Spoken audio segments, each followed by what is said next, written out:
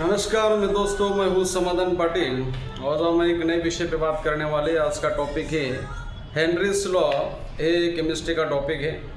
ये 10 स्टैंडर्ड से हमारा स्टार्ट होता है और 11, 12 या जब भी हम बी फार्म करते हैं या कोई भी BSc MSc को जाते हैं, जो भी लोग या कॉम्पिटिटिव एग्जाम का स्टडी करते हैं उनके लिए भी बहुत हेल्पफुल रहता है। अगर कोई क्वेश्चन पेपर उठा के देख लीजिए, MPSC हो गया, जैसे UPSC हो गया, that's so many application in a chemical industry as well as APF industry as well as formulation industry। तो ये जो टॉपिक है बहुत इंपॉर्टेंट है, इसलिए 5-6 मिनट पूरा वीडियो देख लीजिए, स्किप मत कीजिए, तभी आपको पूरा टॉपिक समझ में आ जाएगा। वर्बली बता रहा हूँ, फिर भी 101% आपको गारंटी देता हूँ कि आपको ये टॉपिक समझ में आ जाएगा कि हेनरीज लॉ आखिरकार होता है क्या है।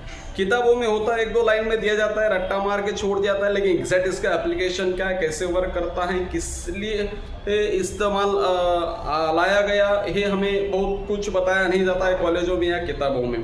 तो विशेष पे आज हम बात करेंगे। चलो स्टार्ट करते हैं कि हेनरीज लॉ आखिरकार होता क्या है। एक 1803 में एक लॉ दिया था हमें, किसने? हेनरीज ने। विलियम हेनरी इसका नाम था, एक फिजिशियन और केमिस्ट थे, इन्होंने ये लॉ हमें दिया है।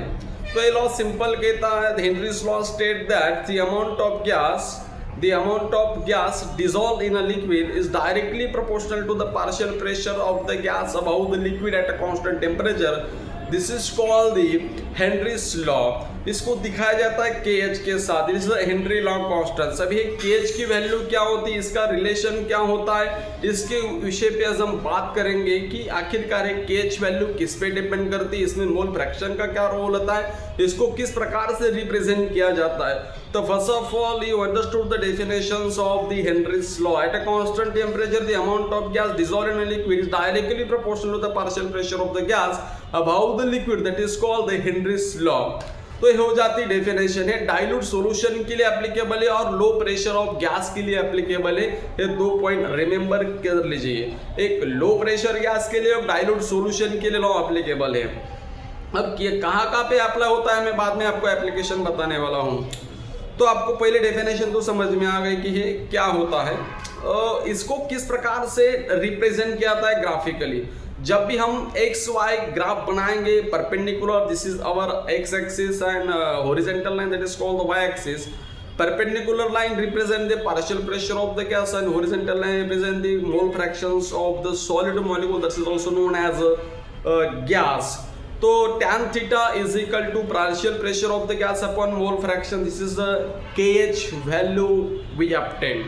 तो हमें यहाँ से KH मिलता है, मतलब KH हमें जो दूसरा वैल्यू रिप्रेजेंट करता है, ये इनवर्सली प्रोपोर्शनल रहता है मोल फ्रैक्शन के साथ। यस, जितना आपका मोल फ्रैक्शन ज्यादा रहेगा उतना आप KH की वैल्यू कम रहेगी। मतलब सिंपल सादी लैंग्वेज में आपसे बात करूं, KH की वैल्यू मतलब हेनरीज लॉ कांस्टेंट की वैल्यू जितनी कम होगी उतनी सॉल्युबिलिटी ऑफ द गैस ज्यादा होगी, और जितनी KH की वैल्यू ज्यादा होगी उतनी सॉल्युबिलिटी ऑफ द गैस कम होगा। तो ये ध्यान में रख लीजिए, solubility of the gas is usually proportional to the Henry's law constant, that is a KH, जो किताबों में नहीं होता है। ठीक है, जो प्रेशर का यूनिट होता है वही हेनरीज लॉ का यूनिट भी होता है। ये आपको तीसरा पॉइंट यहाँ पे याद हो गया। तो आज हम बात करेंगे कि इसका एप्लीकेशन क्या होता है हेनरीज लॉ का। इसका पहला एप्लीकेशन होता है, हमने सोडा ड्रिंक बॉटल देखी होगी, जब तक ढक्कन बंद रहता है तब तक उसके अंदर गैस की सॉल्युबिलिटी बहुत ज़्यादा मात्रा में रहती है। जब भी हम ढक्कन ओपन कर लेते हैं तो वहाँ से गैस बाहर निकलने लगता है। अगर 5-6 मिनट के बाद हमने वो सोडा ड्रिंक पिया तो कुछ मज़ा नहीं आता, क्योंकि उसमें गैस नहीं बचता है, वो सब इवेपोरेट हो गया है, क्योंकि हमने ढक्कन ओपन कर दिया, प्रेशर नहीं रहा। जब तक ढक्कन बंद था तो बॉटल में बहुत हाई प्रेशर था, और हाई प्रेशर में उस गैस की सॉल्युबिलिटी मैक्सिमम थी, तो तब तक बढ़िया उसकी टेस्ट थी। जैसे हमने ढक्कन ओपन किया, 5-6 मिनट बाद पूरा CO2 बाहर निकल गया, तो उसमें कुछ मजा होने वाला नहीं, क्योंकि अब उसकी सॉल्युबिलिटी पूरी गायब हो गई है। तो ये होता है पहला एप्लीकेशन। जब भी सोडा ड्रिंक बनाया जाता है तो उसको हाई प्रेशर पे उस गैस को डिसॉल्व किया जाता है और उसके बाद सील किया जाता है। This is the first application of Henry's law in a soda drink और सोडा वाटर बॉटल। दूसरा होता है हमारे पास जो डीप सी डाइविंग होते हैं, जो लोग समुद्र में जाते कुछ रिसर्च करने के या कुछ खोजने के लिए। आपने देखा होगा वो पीछे अपने एक सिलेंडर ले जाते हैं बांध के। तो क्यों ले जाते हैं? क्योंकि जब भी हम डीप सी में जाते हैं तो बहुत ज़्यादा प्रेशर मात्रा में बढ़ता है। तो जब प्रेशर बढ़ता है तो हमें हेनरीज लॉ बताता है कि उसमें जो गैस की सॉल्युबिलिटी होती है, मोस्ट ऑफ द नाइट्रोजन और मैं ऑक्सीजन की बात कर रहा हूँ, बहुत ज़्यादा मात्रा में ऑक्सीजन और नाइट्रोजन डिसॉल्व होने लगता है हमारे ब्लड के अंदर। क्योंकि हम बहुत अंदर जा रहे हैं, डीप सी के अंदर जा रहे हैं, तो सॉल्युबिलिटी ऑक्सीजन की और नाइट्रोजन की बहुत ज़्यादा मात्रा में बढ़ रही है।